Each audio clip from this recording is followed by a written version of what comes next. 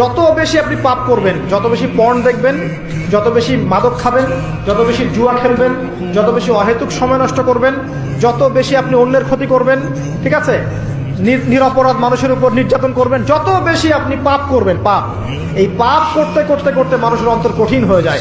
ইবনুল কাইয়্যিম রাহিমাহুল্লাহ বলেছেন যে পাপ করতে থাকলে মানুষের অন্তর কঠিন হয়ে যেতে থাকে এবং ইস্তেগফার আর জিকির করলে গিয়ে মানুষের অন্তর আবার নরম হতে থাকে। পাপের উপর পাপ করতে থাকলে মানুষের অন্তর কঠিন হতে থাকে। এই বিষয়ে রাসূলুল্লাহ সাল্লাল্লাহু আলাইহি ওয়াসাল্লাম বলেছেন, যখন মানুষ একটা পাপ করে কলবের মধ্যে একটা কালো দাগ পড়ে যায়, যখন আরো একটা পাপ করে আরেকটা কালো দাগ পড়ে যায়।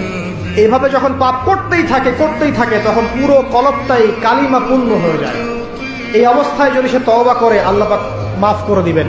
যদি এই অবস্থায় তার মৃত্যু হয়ে যায়, তার আত্মাটা থেকে দুর্গন্ধ বের হতে থাকে, যে আত্মাটা কবজ করতে পর্যন্ত মালাকুল মউত ঘৃণা পোষণ করে।